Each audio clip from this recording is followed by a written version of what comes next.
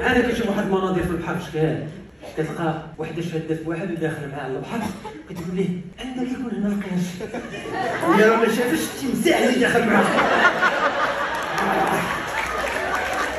بغا يقطع عليها، خليته